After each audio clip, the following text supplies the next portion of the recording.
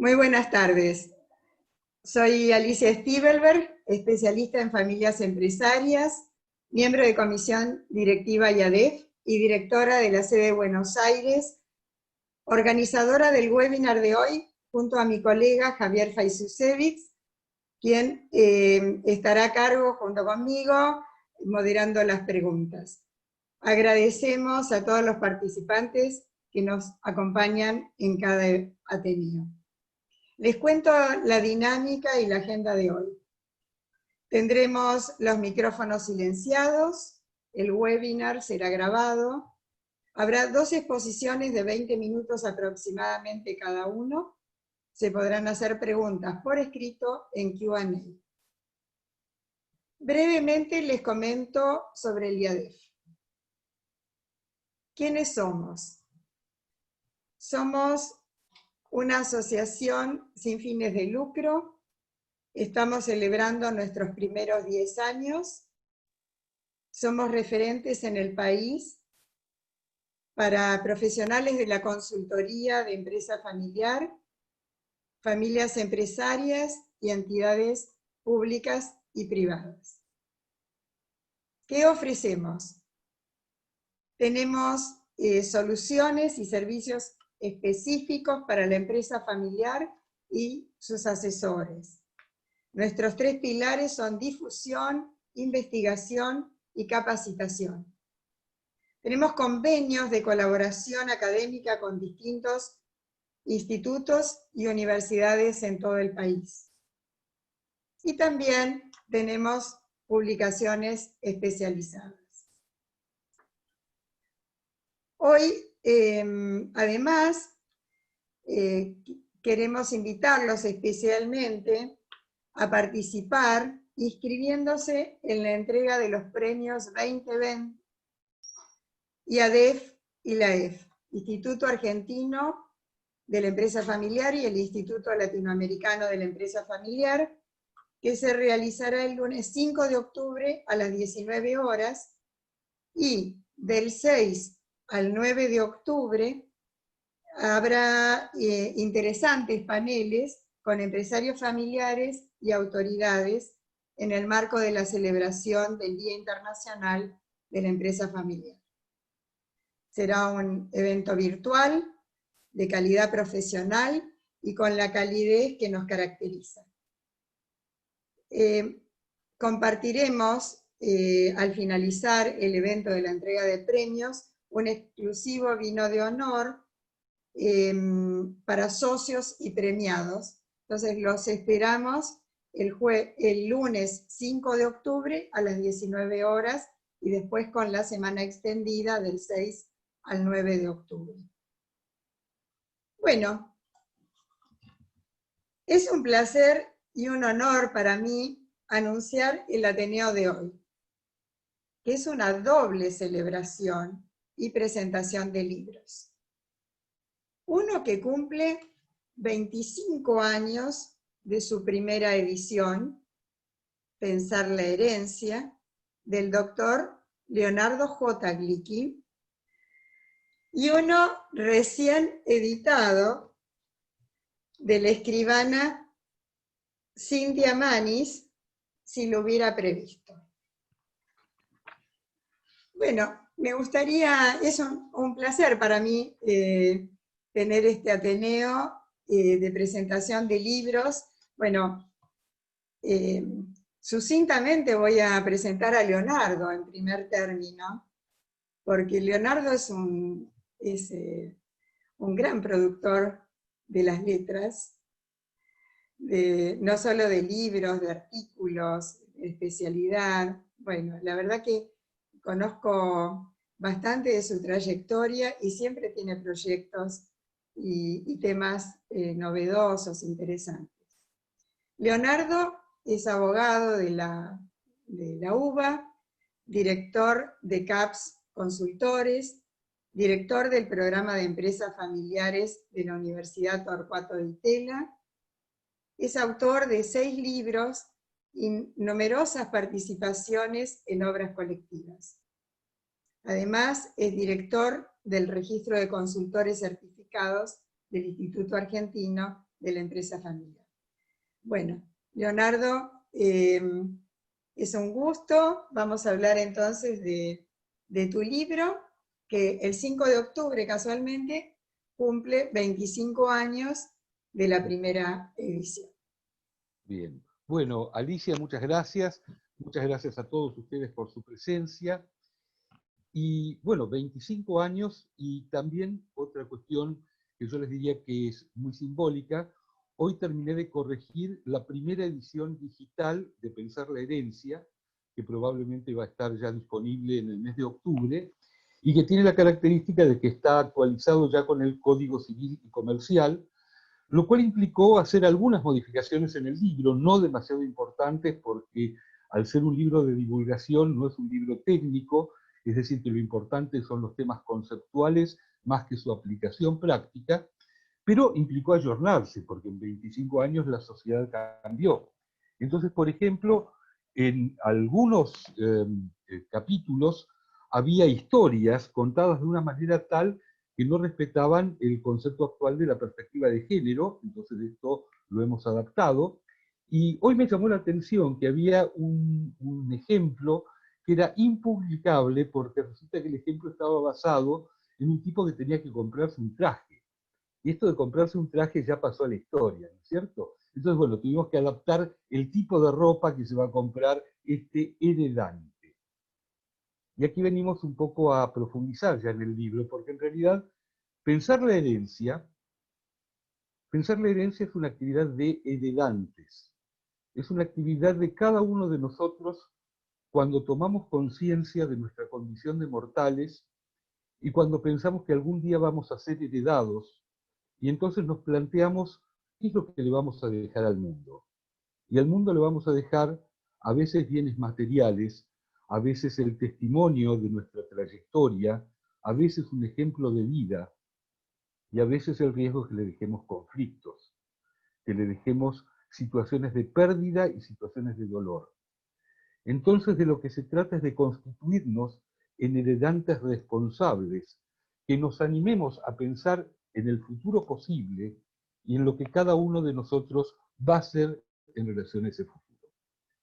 Esta palabra heredante es un neologismo, yo lo presenté en el Congreso Mundial de Derecho de Familia en el año 1998, y el libro es anterior, el libro es antes de que existiera el concepto de heredante. El Código Civil habla de difunto, habla de causante, y en un momento el pobre Vélez Arfield no tiene una palabra para poner, entonces dice el futuro difunto. Bueno, el futuro difunto claramente es el heredante, ¿no es cierto? Y esto me pasó a mí un día en el año 1994, ahora vamos a entrar en el backstage del libro. Yo estaba caminando por la playa en Brasil solo en el 94 y en un momento pienso, ¿qué pasa si una ola me lleva? Entonces me empiezo a imaginar a mi mujer de entonces, mi hija muy chiquita, mi hijo de otro matrimonio, mis deudas y mis créditos, mi estudio, y me doy cuenta de que si eso ocurría no iba a ser solamente una desgracia, podría ser también una tragedia. Entonces vuelvo movilizado al hotel donde estaba, donde afortunadamente había un grupo de amigos abogados. Entonces decido sentarme con ellos y les digo, bueno, porque yo decía, bueno, evidentemente en casa de herrero, cuchillo de palo, soy abogado, me dedico a sucesiones y sin embargo de esto no pensé nada. Entonces seguramente soy yo que me olvidé de esta cuestión, todos estos abogados que están acá deben tener la cosa clarísima. Les pregunto qué recaudos habían tomado.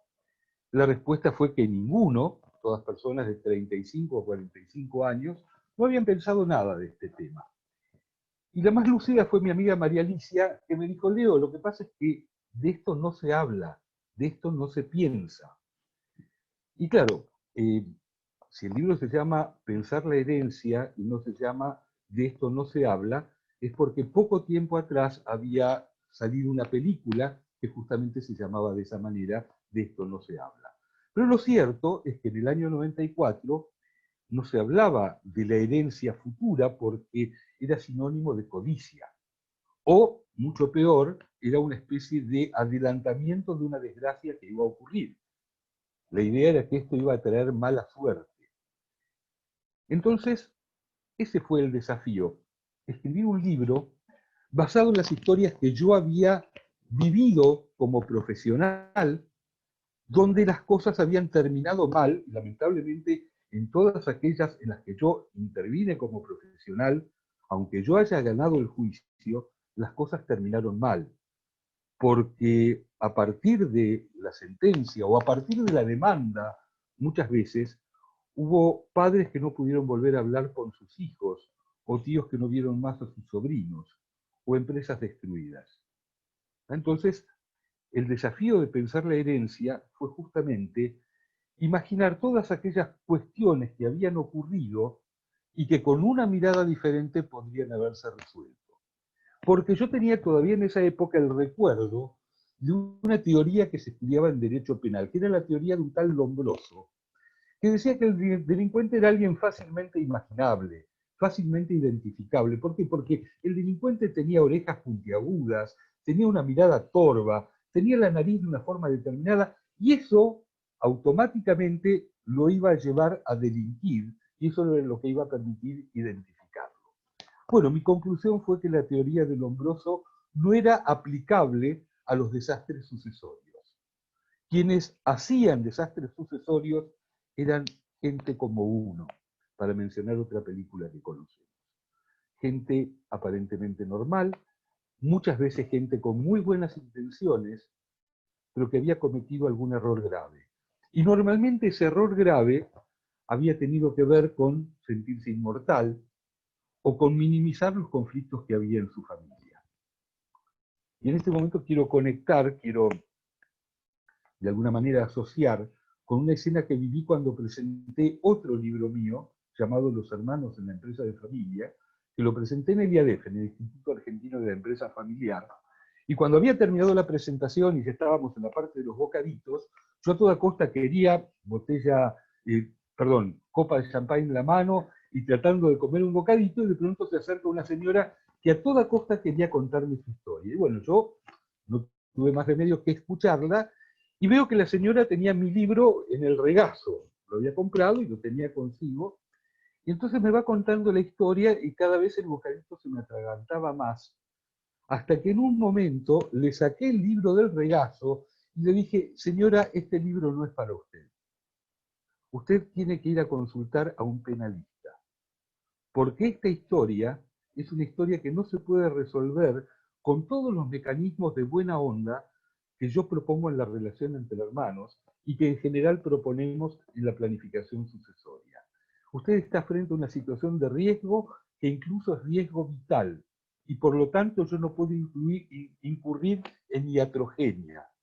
Yo no puedo decir, como alguna vez dijo un ministro en la Argentina, les hablé con el corazón y me respondieron con el bolsillo. Cuando las cosas ya escalaron un cierto nivel, ya el diálogo es imposible y ya la relación probablemente está perdida. Y esto es uno de los mensajes que queremos dar con el contenido de pensar la herencia y en definitiva con el contenido de la planificación sucesoria. Y esto es, como heredantes tenemos la responsabilidad de hacer lo mejor para que nuestro patrimonio llegue de la mejor manera a las personas que queremos y a las que en definitiva quiere la ley. Por eso definimos a la planificación sucesoria como el conjunto de estrategias en función de las cuales el heredante logra transmitir sus deseos e intereses respetando las necesidades de su entorno afectivo en un marco de equidad.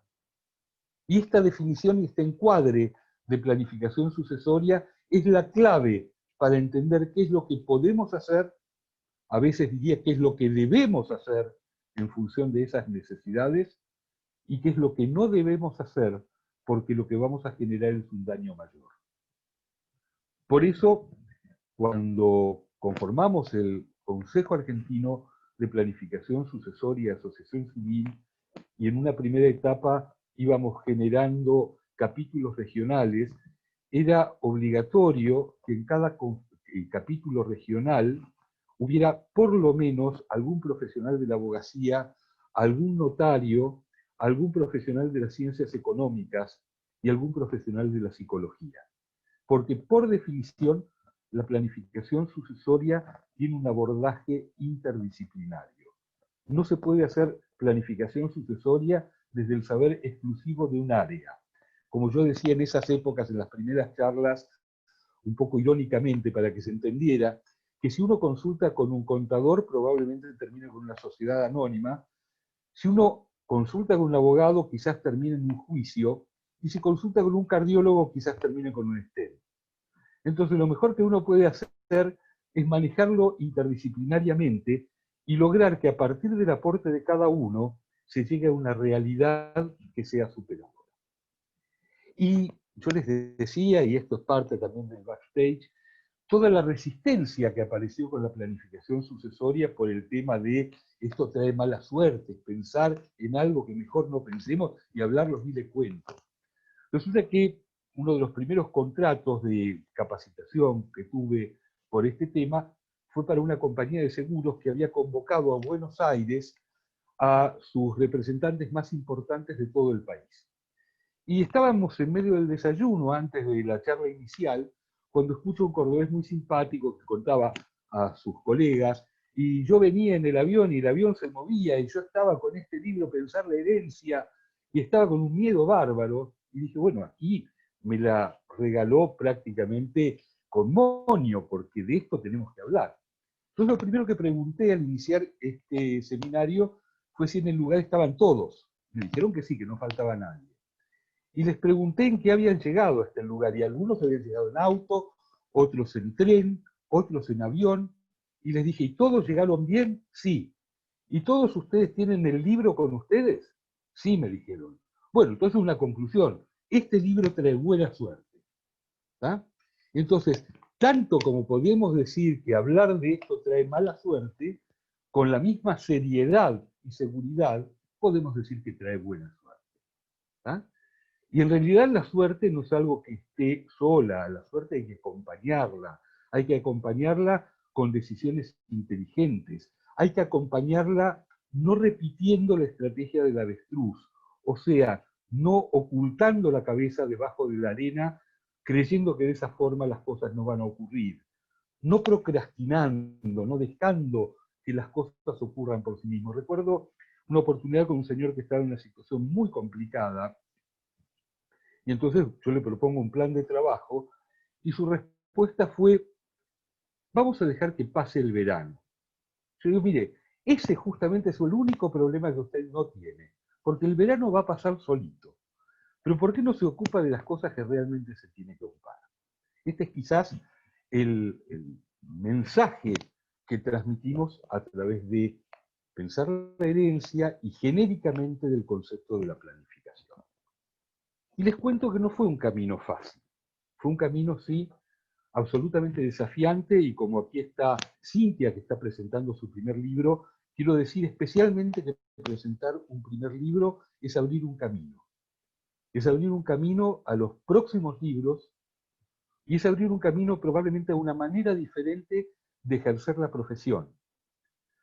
Porque esos lectores han generado un vínculo previo que hace que a partir de ahí la relación con los lectores sea diferente a lo que es la relación con un consultante que viene de la calle o que simplemente recibió una tarjeta. Hay ya un compromiso dado a partir de ese libro y una expectativa. Y entonces lo mejor que podemos hacer es trabajar en función de todo eso. Pero, como ocurre en muchos temas, hay que desbrozar caminos, hay que recorrer caminos que no siempre son fáciles de recorrer. Una de las piedras más significativas que tuve que vivir fue la resolución de la Inspección General de Justicia cuando intentamos inscribir la Asociación Civil, Consejo Argentino de Planificación Sucesoria. La respuesta de la Inspección General de Justicia fue que se denegaba la inscripción porque el fin que tenía la asociación era año 1997, esta fue la palabra utilizada, era un fin subversivo.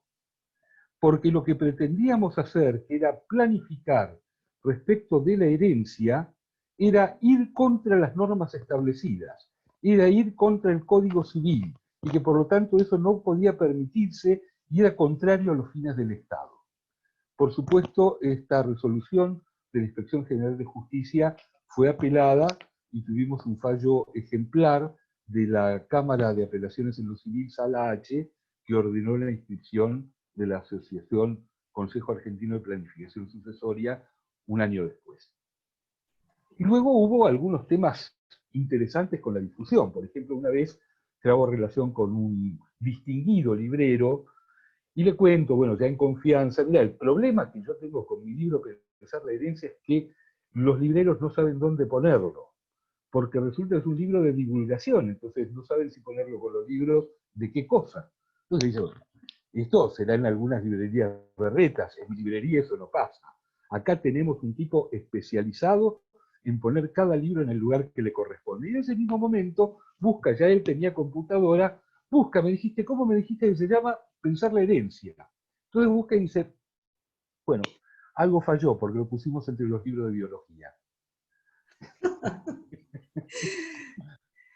Leonardo, yo estoy tomando nota de algunas cosas que me parecen fantásticas. Después vamos a poder conversar, armar un conversatorio también después de la otra presentación. Siempre es interesante lo que vos traes y me encantaron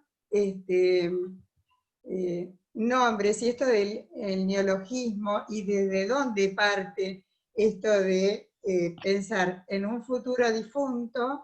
Me pareció fantástico esto de Les Arfiel, ¿verdad? Que comentaste, futuro difunto a pasar al heredante, y cómo esto, el valor de lo que es la palabra no solo dicha, sino la palabra escrita.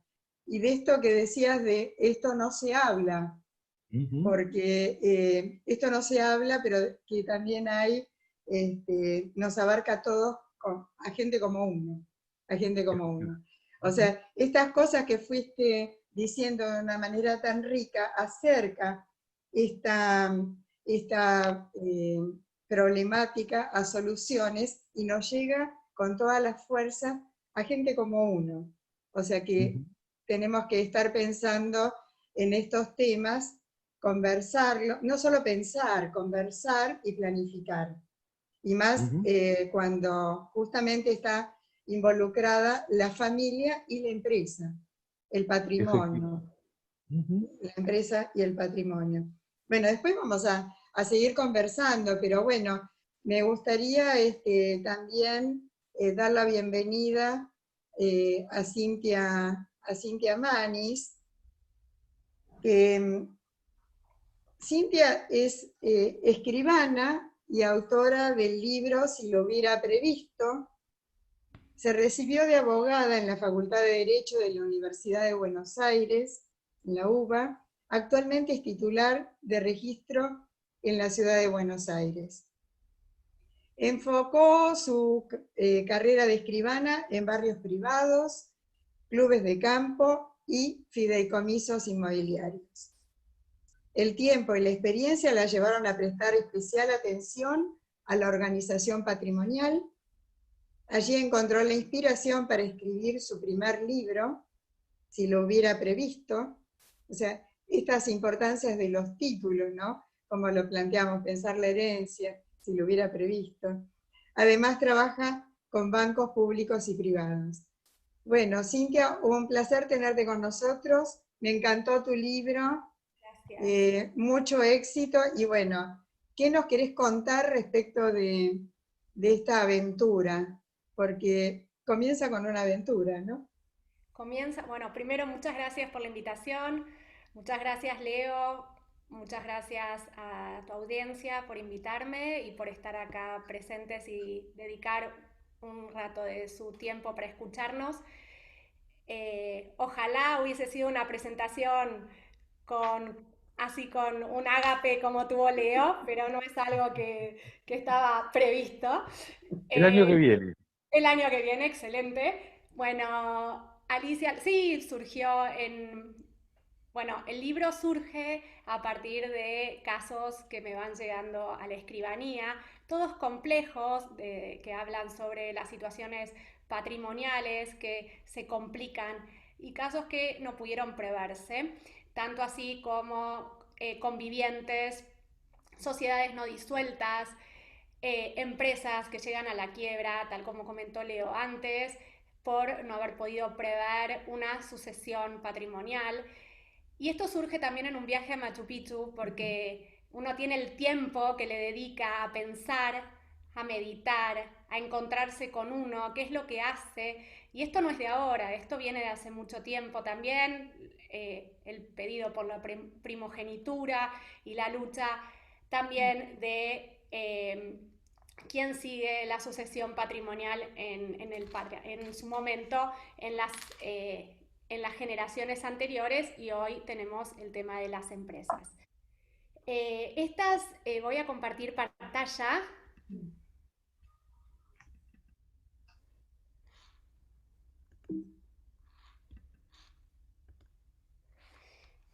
Bueno, esto pasó, las historias que yo cuento son por no haber podido preverse, y son 10 relatos que se hablan novelados, y después doy una solución jurídica, una sugerencia a cada uno de los relatos. Yo elegí esos, obviamente hay muchas sugerencias que uno puede ir utilizando para cada uno de los casos, no todos somos iguales y necesitamos una solución diferente, pero es la que yo apliqué para poder mostrar distintos instrumentos ir abarcando los máximos que se podían en distintas historias. Estas historias podrían haberse previsto si hubiesen utilizado alguna de esas sugerencias. Entonces nos preguntamos, ¿qué pasa acá? Lo urgente siempre deja la planificación de lado. No tenemos el tiempo para pensar y no tenemos la posibilidad de poder planificar la sucesión. Planificar quién va a seguir con nuestra empresa, planificar quién va a seguir con nuestros bienes, para poder conservar lo que más queremos, que es los vínculos con nuestros hermanos, los vínculos con nuestros primos, los vínculos con nuestros amigos, que tenemos algún tipo de sociedad. Pero sí somos previsores, porque ¿qué pasa? Cuando sacamos un auto, sacamos un seguro del auto. No tenemos duda, eso es algo inmediato. Así como cuando viajamos, también inmediatamente viajamos todos con un botiquín de medicamentos o con una asistencia al viajero, más aún. Y entonces, ¿por qué no podemos tener una planificación en lo patrimonial? ¿Qué es lo que se nos hace tan difícil? Es importante hacer como un checklist, una idea de qué es lo que quiero planificar. ¿Alguno pensó en alguna planificación de la empresa? Entonces, yo lo que pregunto es, ¿dónde estamos ubicados? Si sabemos, yo acá armé un cuadrante donde tenemos en el ángulo derecho lo ideal. ¿Qué es lo ideal? Tener una conciencia previsora y contar con la información necesaria. Pero ¿dónde nos encontramos? Puede ser que nos encontremos en una situación que tengamos una conciencia previsora, pero no contemos con la información necesaria. ¿Por qué? Porque no conozco el código, porque no estoy asesorado, porque pienso que por ahí esto no es para mí. Pero ¿cuál es el peor escenario? Cuando yo no tengo conciencia previsora y no me interesa contar con la información. Entonces queda en el destino que sea. Y no es lo ideal porque si no limitamos, por ejemplo, la empresa solamente al futuro del fundador. Entonces, lo importante también para una planificación es romper algunos mitos, ¿sí? Pensar que la planificación familiar, la planificación patrimonial en general, es solo para grandes fortunas o para una empresa. Y como hablábamos el otro día, yo creo que la planificación es valiosa cuando uno tiene algo que considera que tiene un valor. Suficiente es eso. ¿Y qué pasa?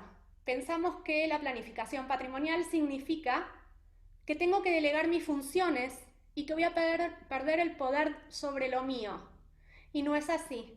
Hay muchísimas figuras que nos permiten seguir manejando la empresa o seguir manejando mis bienes sin tener que delegarlos. Y el tercer mito es, Leo antes habló de una película, yo hablo de una canción de Sumo que dice, mejor no hablar de ciertas cosas.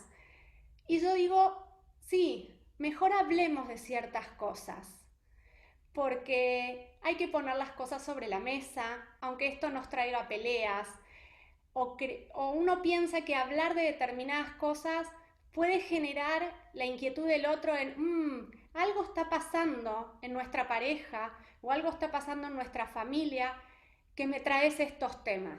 Todo lo contrario, considero que esto es para conservar la armonía familiar. Está en boga el tema de las empresas familiares. Hay una serie que se está viendo mucho que se llama Sucesión, y uno de los motivos por el cual temen que caiga la empresa es porque se ve de afuera que la familia se pelea, y entonces ¿quién va a ser el sucesor de la empresa? Realmente yo creo que la armonía familiar es muy importante también para poder seguir con los negocios, dentro de lo que es los vínculos, que es lo más preciado que yo hago hincapié. Y les voy a espolear el primer capítulo de mi libro, que habla del almacén, que habla de Ernesto, que es el hijo de un inmigrante que viene de Italia, donde el inmigrante sin nada compra un almacén, empieza a trabajar en el almacén, después lo termina comprando y hace una cadena de supermercado que Ernesto, su hijo, la trabaja. La trabaja y Ernesto tiene 4 hijos, de los cuales 2 trabajan con él, la tercera generación, y 2 no trabajan con él. Después de un tiempo, imprevistamente, Ernesto fallece, dejando un vendaval de problemas.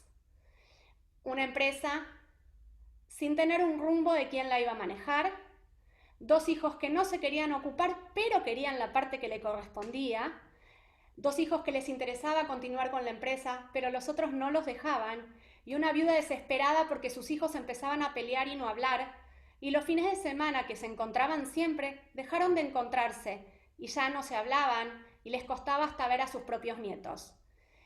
Después de mucho dinero gastado, y el litigio, y la FIP que seguía cobrando, la verdad que pudieron resolverlo, pero les costó mucho, mucho, mucho, y después no volvieron a hablarse.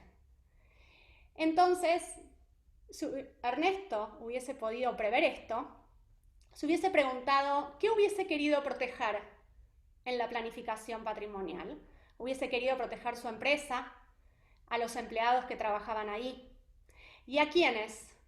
A sus hijos, a los que trabajan y a los que no querían trabajar en la empresa. Y a la viuda, por supuesto. Y sobre todo, los vínculos.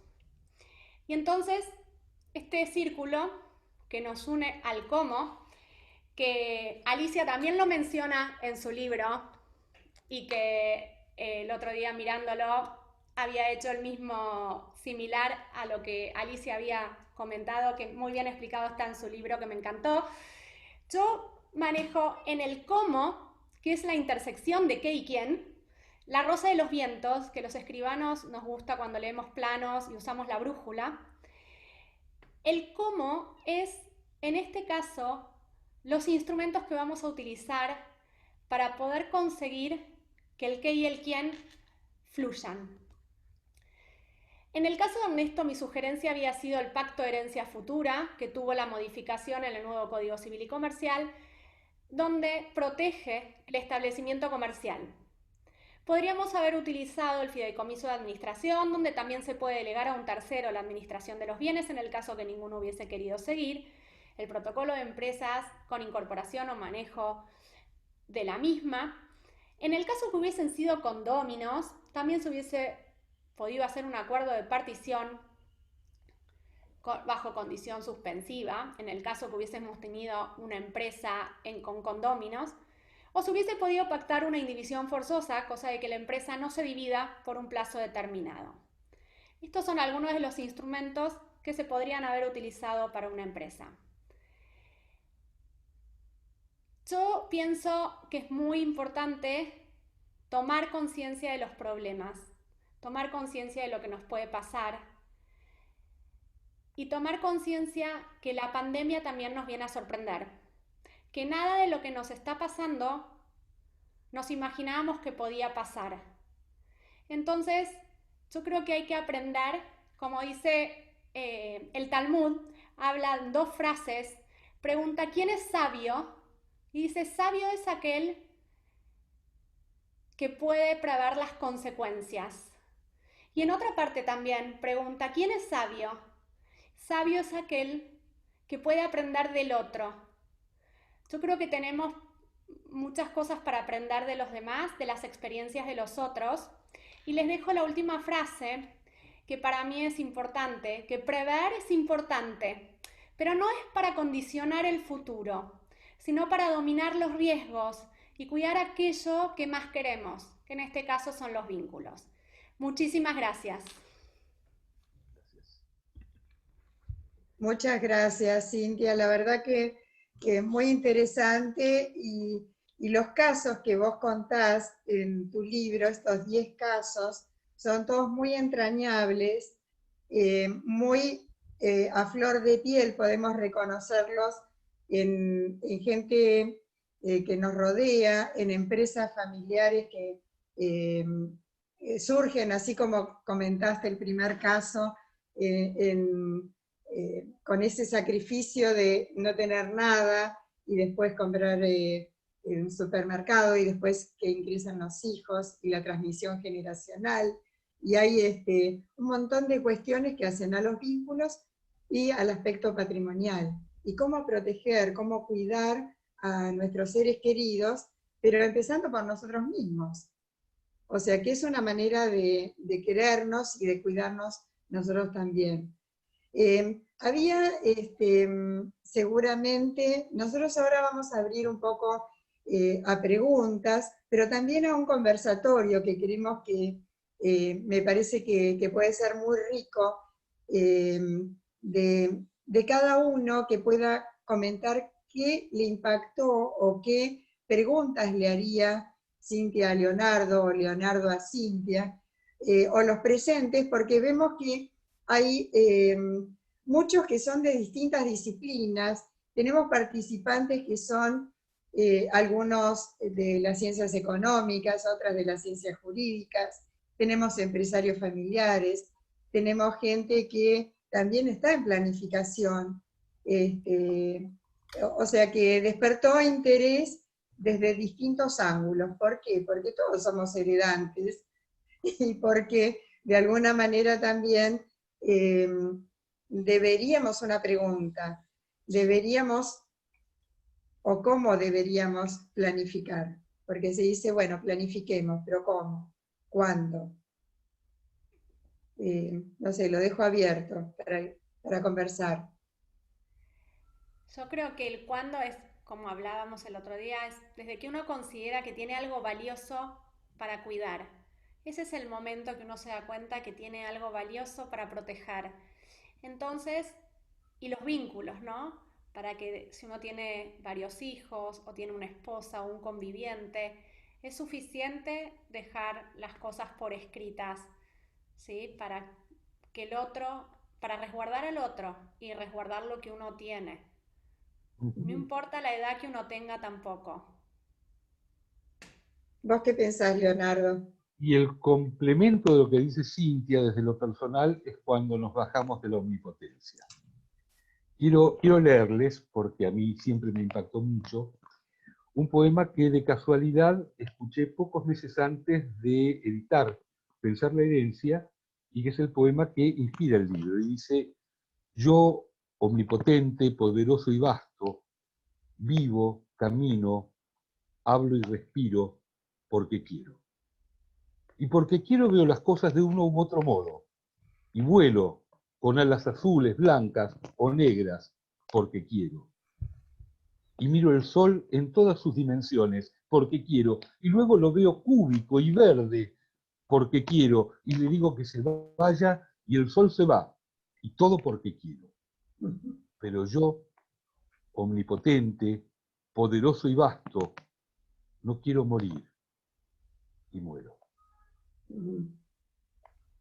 Bueno, Es así. es impactante, ¿no? Porque cuando uno tiene noción, adquiere la noción de finitud, realmente es, o sea, en nuestra conciencia es casi inmanejable, o sea, es muy difícil. Pero también yo creo que es difícil conversar de estos temas ¿y qué pasa si las planificaciones son definitivas, se pueden modificar? Cuando nosotros escribimos, por ejemplo, porque hay menciones de formas que uno dice, ¿testamento tiene vigencia hoy por hoy en Argentina, en Latinoamérica? ¿Cómo se maneja el testamento? ¿Cómo se maneja el fideicomiso? ¿Cómo son palabras que por ahí parecen más de extranjero, ¿no? Esto de que vos comentabas antes, Cintia, que trajiste esta, yo la vi la serie, entonces la vi que, bueno, la verdad que se las trae, a ver quién es el futuro sucesor, ¿no? Y si hay, ¿quién va a ser el mejor? Eso trae aparejado, Alicia, también, que nos podemos preguntar, nosotros tenemos el Martín Fierro, ¿no? Entonces, los hermanos se han unido, esa es la ley primera. Y los que se pelean si se pelean si no, los devoran los de afuera. Entonces, es muy clara en la película esa parte donde se ve claramente que las acciones empiezan a caer en baja de la empresa, donde se ve claramente que están peleando terriblemente los hermanos, el padre, todos.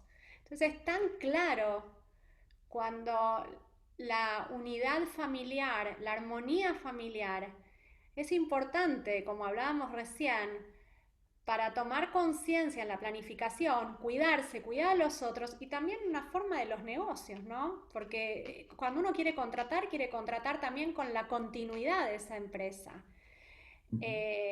Y el testamento sí está vigente, obvio que está vigente, y ahora con el nuevo Código Civil y Comercial tenemos además la posibilidad de disponer con mayor porcentaje, tenemos un 33% para la porción disponible, y si tenemos un hijo con capacidad reducida, podemos ampliarla más todavía.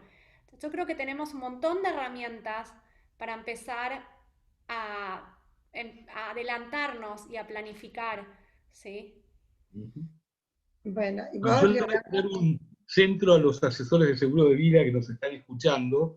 Resulta que todos los instrumentos de planificación patrimonial y sucesoria se pueden hacer aún estando en terapia intensiva, menos el seguro de vida. ¿tá? El seguro de vida hay que hacerlo cuando uno está bien de salud. Y si uno no lo hace en ese momento y pasa a estar mal de salud, va a ser inasegurable. Y muchas veces justamente el seguro de vida es un instrumento que se requiere o frente a una enfermedad grave o eventualmente para dejar más patrimonio a los miembros de la familia. ¿tá? Todos los demás instrumentos se pueden hacer hasta el último minuto de vida. Y una pregunta, porque esto yo creo que también tiene, después fíjate, Javier, a ver si hay preguntas de la audiencia como para hacer, pero yo tengo las mías personales. Por ejemplo, las incapacidades, o sea, porque no es solamente la muerte. Este tema de una incapacidad, lo cual no nos deja decidir sobre determinados temas y demás. O incluso, hoy por hoy, que hay tantas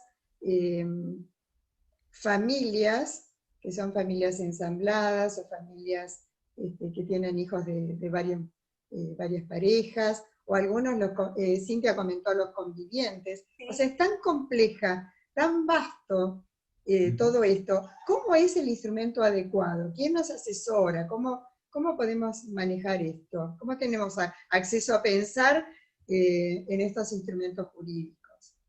¿Cuál es el apropiado? No sé, lo dejo para ustedes. Leo.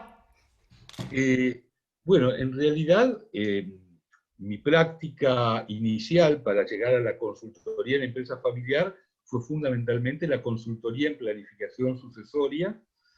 Digamos que lo que ocurre y la característica de la consultoría en planificación sucesoria es que es un one shot. O sea, normalmente se atiende a un cliente, no es un proceso habitualmente, sino que es trabajar de manera experta y a veces multidisciplinariamente para resolver una temática. Esa temática en algún momento queda resuelta y entonces a partir de ahí tendrá que venir otro caso. Por eso es que normalmente la planificación sucesoria queda subsumida en el trabajo con las empresas de familia, donde el tema es mucho más complejo, porque aparece toda la cuestión que tiene que ver con la dinámica de la empresa, la participación de los familiares en el trabajo, los temas que tienen que ver con la retribución, los temas que tienen que ver con la posibilidad de conflictos frente a la visión, la misión y los objetivos de la empresa. Y por eso es que hoy, por lo menos desde mi práctica institucional, yo tengo mi energía puesta en relación al IADEF y la empresa de familia. Pero ya en este momento concreto le hago una invitación a Cintia para que exploremos la posibilidad de darle un espacio autónomo a la planificación sucesoria. Bueno, gracias. Perfecto, te había dicho, los notarios tenemos un campo enorme por delante, asesoramos, tenemos, la verdad que en el caso de los escribanos vemos todo cuando la gente quiere constituir una sociedad, entonces uno tiene la posibilidad de hablar y de preguntarle, ¿qué futuro le vas a dar a esta sociedad? ¿Qué cláusulas estatutarias podemos pensar poner? Cuando compran un inmueble, ¿a nombre de quién va a ir? ¿Cómo lo van a cuidar? ¿Qué es lo que quieren hacer?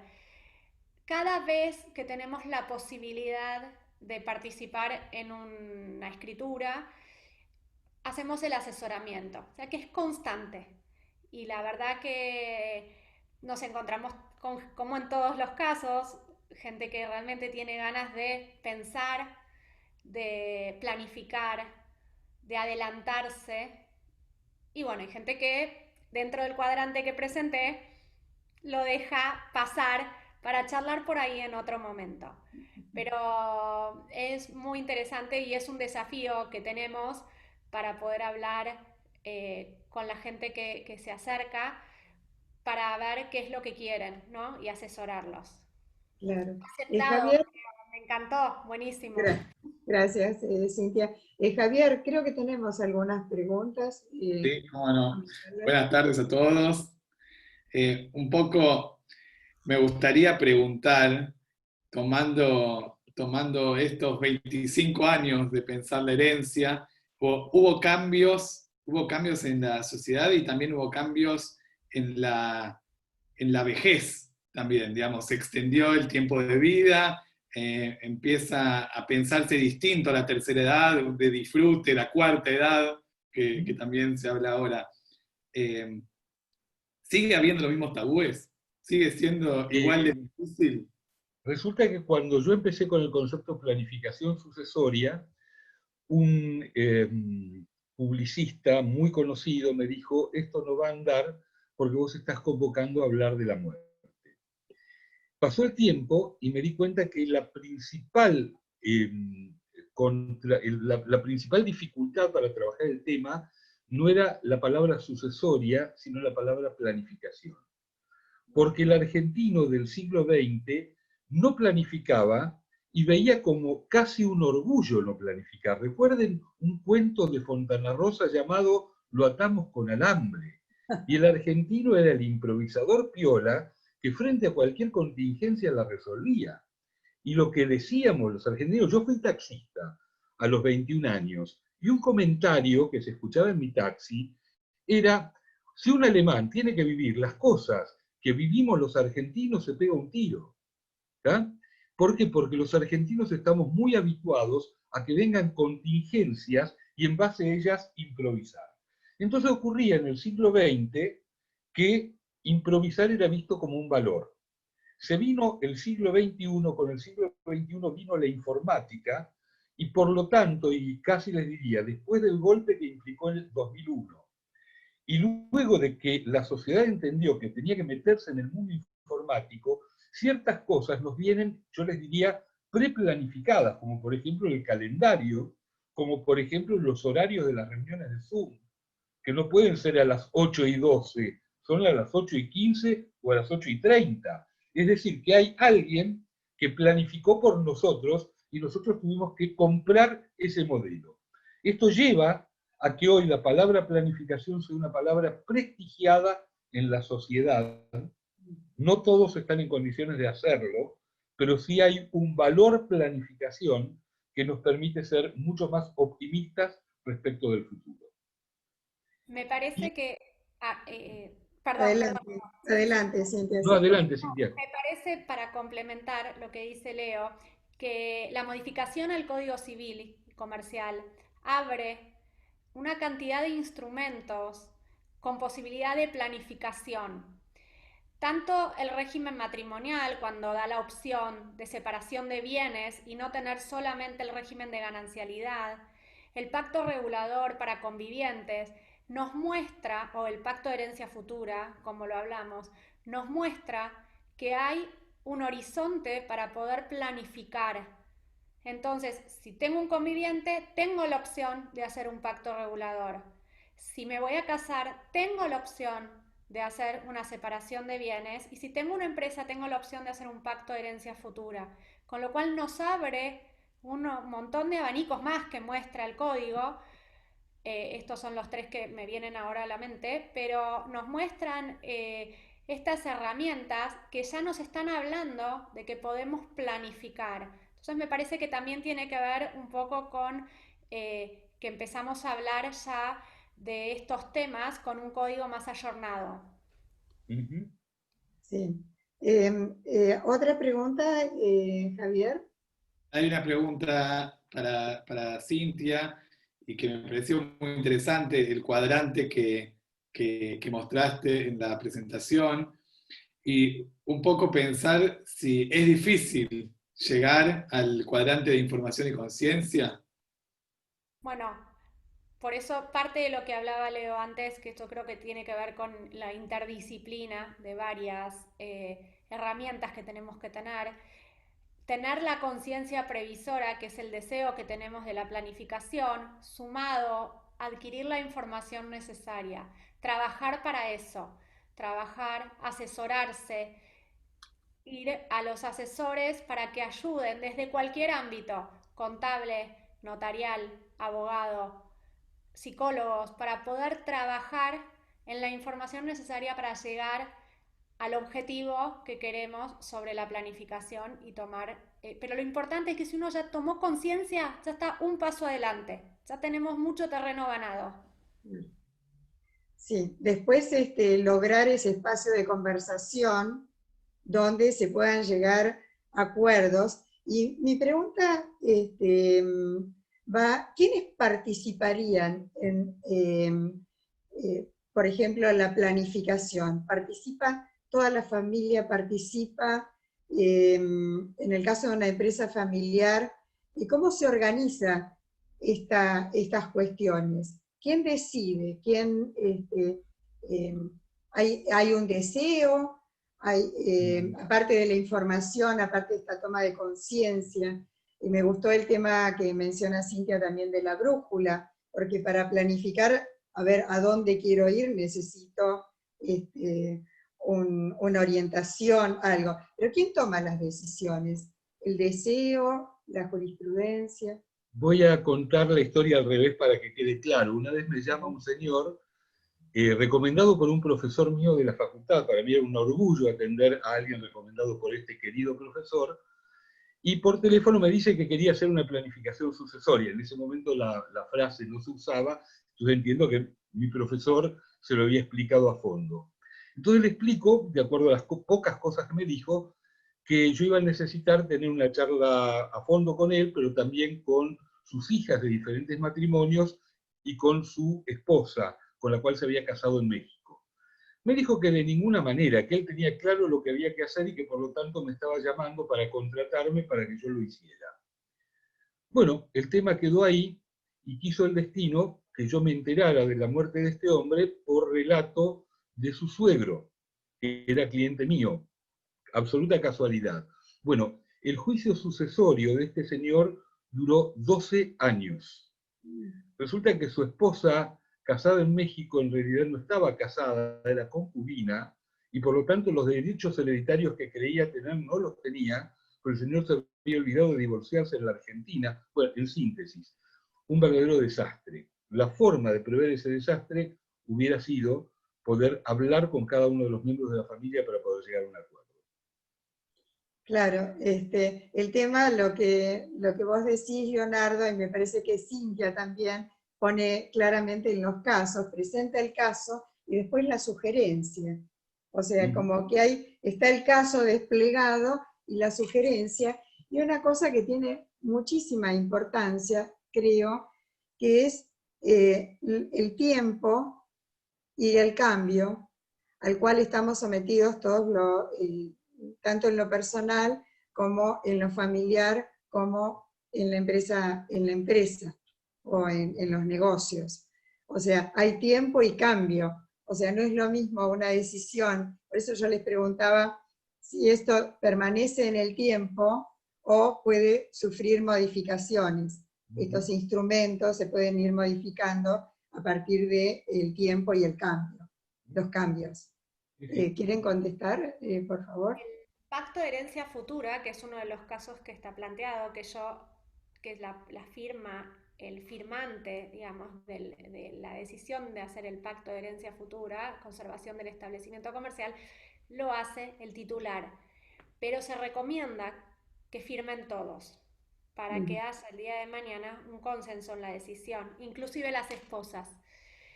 Las modificaciones, siempre que esté vivo y en su posibilidad de firmar la persona que tiene el deseo de tener la planificación, es viable en estos casos la modificación las veces que quieran. Eso pasa para estos casos en particular. ¿Vos, Leo, querés comentar algo? Yo creo que la gente evoluciona a lo largo del tiempo y probablemente algo que se decidió en algún momento en el futuro puede ser diferente. Por eso, yendo específicamente a un tema que tiene mucho que ver con la planificación sucesoria, que es este deseo muchas veces de la persona de hacer donaciones con reserva de usufructo, que dicen, bueno, de esta forma evitamos la sucesión, y muchas veces implícitamente lo que están diciendo es, evitamos el dolor de tramitar algo relacionado con la muerte. Entonces tratamos de diferenciar esa tramitación del duelo que es ineludible de lo que implica de pronto los temas prácticos de la sucesión, y en algunos casos más o menos complejos, la recomendación es no ir por el lado de la donación con reserva de usufructo, porque no se le puede poner muchas cláusulas sofisticadas para alterarlo, porque eso podría desnaturalizar su carácter de donación, y quizás el instrumento idóneo para esos casos es el fideicomiso. Bueno, quedan quizás algunas inquietudes, algunas preguntas. Supongo que de toda la audiencia, cada uno se llevará algo, digamos, en el pensamiento para que pueda reflexionar, para que pueda compartir. Nosotros, si surgen preguntas, obviamente se las vamos a hacer llegar, porque... Hay muchos preguntando por el poema que leyó el doctor Glicking. Preguntan por el autor, no sé si... El autor es Eduardo Martí, que es un poeta cubano. Es hermoso. Aparte, lo interpretó muy bien, Leo. Bueno, me parece que estos temas disparan conversaciones. O sea, y eso es lo bueno. Y tenemos al IADEF para que justamente puedan hacernos llegar las preguntas, las inquietudes. Este espacio para presentar libros para nosotros nos llena de orgullo, de placer. Queremos hacer un brindis. No sé si tienen preparado algo, pero yo sí tengo preparado. A ver, Javier, esto merece un brindis compartido, porque no cualquier día se celebran los 25 años de la primera edición de un libro. No todos los días se presentan nuevos libros, y para nosotros esto nos llena de orgullo que este espacio esté abierto para eso, para la difusión, para la concientización y también para el encuentro de estas conversaciones que son difíciles, pero que se deben hacer. Y bueno, los invito a brindar, los invito a compartir. Seguramente vamos a poder releer tu libro con todas estas modificaciones. Leonardo, hacenos llegar donde después encontrarlo, lo mismo Cintia. Vamos a difundir tu libro, y que sea uno de los primeros y con el mayor de los éxitos. Javier, gracias por la organización. Yo te voy a pedir que ahora vamos a anunciar nuevamente lo que hicimos al principio, que tiene que ver nuestro próximo brindis, que lo vamos a hacer el día lunes 5 de octubre a las 19 horas, con 8 premiados de empresas familiares de Argentina y 2 empresas familiares de Latinoamérica. Los esperamos a todos para hacer, estos brindis también se pueden hacer, y los queremos compartir con la calidez de siempre. Bueno, gracias por todo y hasta el 5 de octubre. Nos vemos en la próxima. Gracias Leonardo, gracias Cintia, Javier. Bueno, gracias a todos. Hasta la próxima. Gracias. Salud para todos. Salud.